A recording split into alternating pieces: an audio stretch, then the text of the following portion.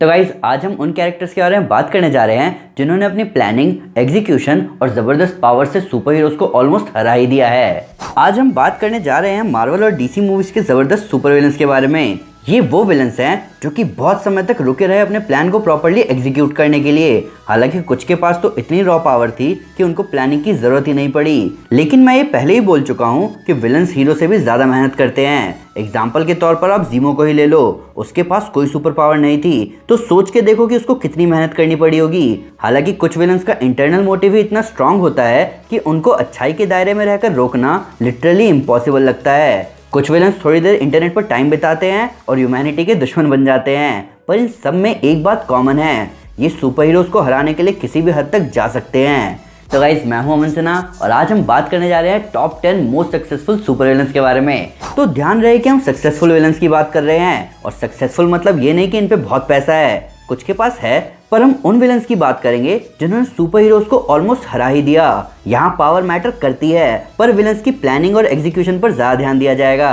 पर अपनी इस ऑसम वीडियो पर बढ़ने से पहले मैं आपको नॉक्स प्लेयर के बारे में बताना चाहूंगा। नॉक्स प्लेयर पहला एंड्रॉइड 9 एमुलेटर है जिसको आप अपने पीसी में इंस्टॉल करके कोई भी एंड्रॉइड ऐप या गेम चला सकते हो। आप सोच सकते हैं कि अगर ये एमुलेटर जेंशिन इम्पैक्ट जैसे जबरदस्त गेम को चला सकता है तो ये क्या नहीं कर सकता। इसमें स्मार्ट कीबोर्ड कंट्रोल है जहां आप कीसेट में जाके अपने गेम प्ले के हिसाब से कंट्रोल सेट कर सकते हैं। इसमें मल्टी ड्राइव फीचर है जिसकी हेल्प से आप एक से ज़्यादा गेम खेल सकते हैं, वो भी एक ही टाइम में।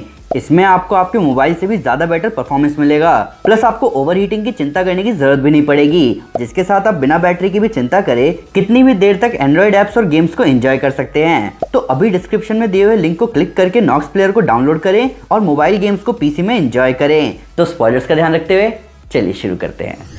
Number 10, apocalypse. तो अपोकलिप्स कई सिविलाइजेशंस पर राज करता आया है। हालांकि बहुत पॉपुलेशन बढ़ने के बाद वो उन्हें हटा के एक नई सिविलाइजेशन शुरू करता है, इसीलिए उसके अलग अलग सिविलाइजेशंस के हिसाब से अलग अलग नाम पड़े। तो हर सिविलाइजेशन में एनसबानूर अपने हॉर्समैन चुनता है जो कि म्यूटेंट कॉन्क्वेस्ट और डोमिनेशन में उसकी मदद करते थे। तो वापस आने के बाद भी उसने अपनी पुरानी प्लानिंग के साथ 4 हॉर्समैन चुने और एक पावरफुल टेलीपैथ मिलने के साथ उसने सब कुछ पहले जैसा करना शुरू किया, लेकिन तब भी वो हार गया। हालांकि वो हारता नहीं अगर वो हॉर्समैन को चुनने में टाइम लेता, क्योंकि लास्ट में उसके हॉर्समैन ने ही उसे बिट्रे किया, प्लस फिनिक्स फोर्स ने बची कुची कसर पूरी कर दी।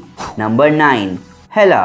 तो जब हेला वापस आई तो उसने अपनी रॉ पावर से सबको मारना शुरू कर ही दिया, लेकिन उसने 1 मिनट रुककर प्लानिंग नहीं करी, ना ही उसने प्रॉपर टाइम लिया ये सोचने के लिए कि रैग्नारॉक के इवेंट्स शुरू होने वाले हैं। उसने यहाँ तक कि सर्टर के क्राउन को ओडिन के वॉल्ट में देखा जहाँ एटर्नल फ्लेम भी थी, तब भी उसने उसको अलग नहीं किया। ऑल्दो गलती एसगार्डियंस की ही है, उन्होंने 2 इन्फिनिटी स्टोन्स को तो अलग अलग रखने की सोची, पर उन्होंने उन चीज़ों को अलग रखने का नहीं सोचा जिससे लिटरली उनका घर तबाह हो सकता है। तो हेला जो कि किसी से नहीं हार रही थी और सही मायने में वो आगे भी नहीं हारती, उसकी एक इग्नोरेंस ने उसको और एसगार्ड को तबाह कर दिया और रैग्नारॉक को पूरा किया। Number 8, Aries. ज़्यूस का सबसे खतरनाक बेटा एरीज गॉड ऑफ वॉर था। एरीज रिस्पॉन्सिबल है ओल्ड गॉड्स की डेथ के लिए। उसके और वंडर वुमन के पिता ज़्यूस अपनी आखिरी पावर थेमिस्केरा को बनाने में लगाकर मर गए, जिसके बाद एरीज ने धीरे धीरे ह्यूमैनिटी को इन्फ्लुएंस किया ऐसे वेपन्स बनाने के लिए जिनसे वो एक दूसरे को ही खत्म कर दें। और इस प्रोसेस में गॉड ऑफ वॉर ने कोई ज्यादा फोर्स यूज भी नहीं किया, बल्कि उसने डॉक्टर पॉइजन को इंस्पायर किया सबसे पावरफुल पर डेडली गैसियस वेपन बनाने के लिए, जिससे ह्यूमैनिटी हमेशा हमेशा के लिए खत्म हो जाए।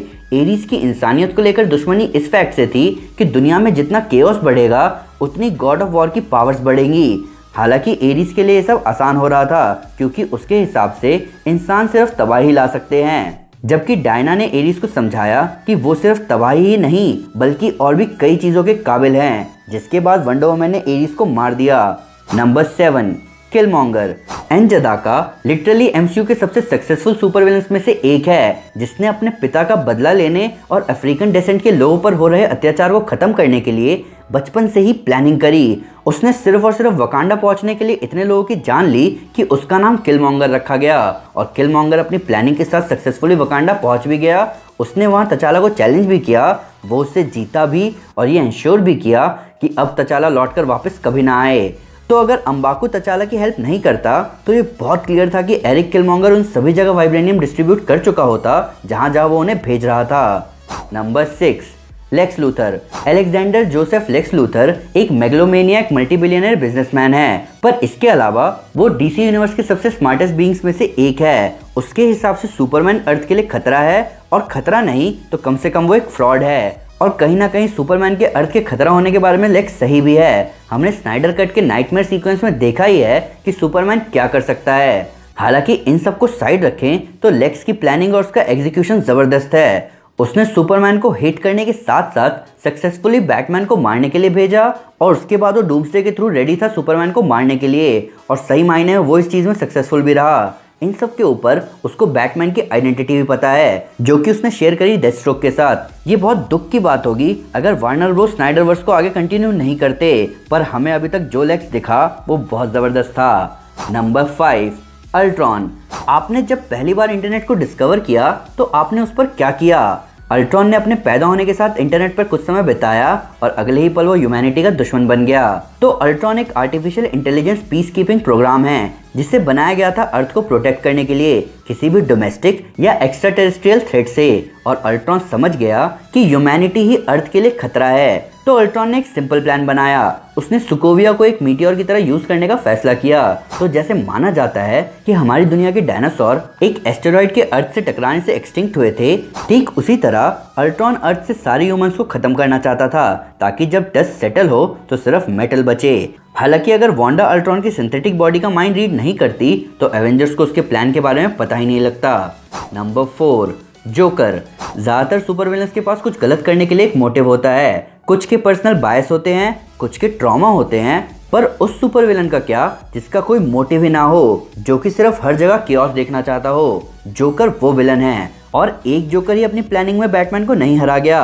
पर बात करें नोलन वर्स के जोकर की, तो उसने परफेक्टली बैटमैन को उलझाए रखा उस पॉइंट तक जहां उसे चूज करना पड़े हार्वी डेंट को बचाना या रेचल डॉस को बचाना, और बैटमैन सिर्फ हार्वी डेंट को ही बचा पाता है। जोकर यहीं आगे हार्वी को टू फेस बनाता है, और उसका फाइनल सोशल एक्सपेरिमेंट तो और भी खतरनाक होता है, जहां 2 फेरी के अंदर के लोगों से वो कहता है कि कोई एक ही सरवाइव करेगा अगर एक फेरी के लोग दूसरे फेरी को उड़ा दें। पर यहाँ उसकी गलती ये होती है कि वो ओवर एस्टिमेट कर लेता है और उसका एक्सपेरिमेंट फेल हो जाता है। इन सब के ऊपर अगर बात करें स्नाइडरवर्स की, तो नाइटमेयर शुरू ही होता है जोकर की वजह से। तो आप समझ ही सकते हैं कि इस पागलपन के पीछे कितना खतरनाक दिमाग है। नंबर 3, लोकी के बाकी प्लान्स उतने जबरदस्त ना रहे हों, पर पहली थॉर मूवी वाला लोकी बहुत जबरदस्त था। बेसिकली छुपकर काम करना सबसे बड़ा हिस्सा होता है किसी भी विलनस एक्टिविटी का। लोगों को जितना लेट आपके प्लान के बारे में पता चलेगा, उतना आपके प्लान के सक्सेसफुल होने के चांसेस ज़्यादा होंगे। तो इस लोकी ने बिना किसी के पता लगे थॉर के राजा बनने के इवेंट को रुकवा दिया, जिसकी वजह से थॉर निकल गया फ्रॉस्ट जाइंट से बदला लेने, और इसी वजह से थॉर एसगार्ड से बैनिश कर दिया गया।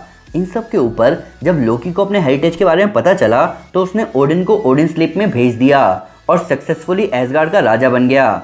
अब यहाँ उससे गलती कहाँ हुई? लोकी अपनी प्लानिंग में इतना आगे निकल गया कि उसने डिस्ट्रॉयर भेज दिया थॉर को मारने के लिए, जो कि रिस्पॉन्सिबल हुआ थॉर के वापस वर्दी बनने के लिए। इन सब के ऊपर लोकी आगे भी अपनी डेथ को फेक करके फिर से एसगार्ड का राजा बन गया। तो यहाँ एक बात क्लियर है कि ईवल जितना लेट आइडेंटिफाई होगा, उसका प्लान उतना ज़्यादा आगे बढ़ेगा। नंबर 2, जीमो। बैरन हेलमेट जीमो के माद्रीपुर के जबरदस्त ठुमकों को साइड भी रखें तो ये बात बिल्कुल क्लियर है कि वो लिटरली सबसे सक्सेसफुल विलन है। वो एवेंजर्स को बांटने निकला और सिविल वॉर के एंड में एवेंजर्स बट ही गए।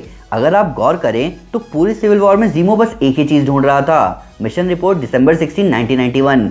इसके लिए उसने कार्पोव को ढूंढा, जहां से उसे विंटर सोल्जर की बुक मिली। फिर उसने यूएन में ब्लास्ट करवाया बकी को फंसाने के लिए, ताकि CIA बकी को पकड़ कर लाए साइक इवैल्यूएशन के लिए, और जीमो बकी के विंटर सोल्जर प्रोग्रामिंग को एक्टिवेट करके उससे सिर्फ और सिर्फ मिशन रिपोर्ट दिसंबर 16, 1991 निकलवा ले। इस मिशन रिपोर्ट को जीमो ने आगे यूज किया टोनी स्टार्क को बकी के खिलाफ करने के लिए, जिसके रिजल्ट में टोनी और स्टीव आपस में लड़ने लगे और जीमो का प्लान सक्सेसफुल रहा। बाहर से अटैक झेला जा सकता है, पर जो एम्पायर अंदर से टूटे उसे कोई ठीक नहीं कर सकता। इस बात की सच्चाई एवेंजर्स को समझ आई जब थैनोस ने अर्थ पर अटैक किया इन्फिनिटी स्टोन्स के लिए, और बिखरे हुए एवेंजर्स उसे रोक नहीं पाए। Number 1, Thanos. यहाँ हम बात कर रहे हैं ओरिजिनल टाइमलाइन वाले थैनोस की। थैनोस टाइटन का जेनोसाइडल वॉरलॉर्ड था, जिसका एक ही गोल था, यूनिवर्स की आधी पॉपुलेशन को खत्म करके स्टेबिलिटी लाना, और इसके लिए वो हर प्लैनेट को इन्वेड करके उसकी पॉपुलेशन को खुद आधा कर रहा था, तब तक जब तक उसे लोड स्पीकर से इन्फिनिटी स्टोन्स के बारे में पता नहीं लगा। यहाँ तक कि लाउड स्पीकर से ही थैनोस को पहला इन्फिनिटी स्टोन मिला था, जिसे उसने सेप्टर में रख के लोकी को दिया अर्थ को इन्वेड करने के लिए। तब उसने धीरे धीरे प्लानिंग करी इन्फिनिटी स्टोन्स को जमा करने की। जहाँ जब ईगो, एंशिएंट वन और ओडिन जैसे पावरफुल बीइंग मारे गए, तब थैनोस ने अपना अटैक शुरू किया और हर स्टोन्स को उन्हीं सीक्वेंस में हासिल किया जिनसे अगले स्टोन को हासिल करने में आसानी हो। इन सब के ऊपर थैनोस ने गाउंटलेट बनवाते ही डॉट्स को बर्बाद कर दिया, उन सारे लोगों को जिंदा रखा जिनके बदले दूसरे लोगों ने स्टोन उसके हाथ लगने में मदद करी, और अपने गोल को अचीव करने के बाद इन्फिनिटी स्टोन्स को एटम्स में बदल दिया ताकि कोई उन्हें वापस यूज ना कर सके। इसको कहते हैं परफेक्ट प्लानिंग और ज़बरदस्त एग्जीक्यूशन। तो गाइस, ये थे 10 सबसे सक्सेसफुल सुपर विलेंस। ऐसा कहा जाता है कि एक आदमी अगर प्रॉपर्ली प्लान करे तो वो 1000 जीनियस लोगों को आराम से हरा सकता है। तो अपने गोल्स को लेकर प्रॉपर्ली प्लान करो और सब पॉसिबल हो जाएगा। पर फिर भी अगर उससे कोई डिटेल मिस हो गई हो या आपके उसको नया फैक्ट इस वीडियो से रिलेटेड, तो प्लीज़ कमेंट पे जरूर बताएं या हमारे सोशल मीडिया हैंडल पर हमारे साथ शेयर करें। हम हर जगह हैं। तो गाइस, अगर आप सुपर हीरोज की पावर्स, उनकी ज़बरदस्त मूवमेंट्स और कई सारे ऑसम फाइट्स की टॉप 10 लिस्ट देखना चाहते हैं तो मैं आपको हमारी टॉप 10 प्लेलिस्ट रेकमेंड करूंगा। साथ ही साथ अगर आपको वीडियो पसंद आए तो इस वीडियो को लाइक और शेयर जरूर करें। वैसे कई सारे सुपर कंटेंट के लिए हमारे चैनल को सब्सक्राइब करना ना भूलें। Thank you guys, this is Aman Sinha and you are super super. Piece.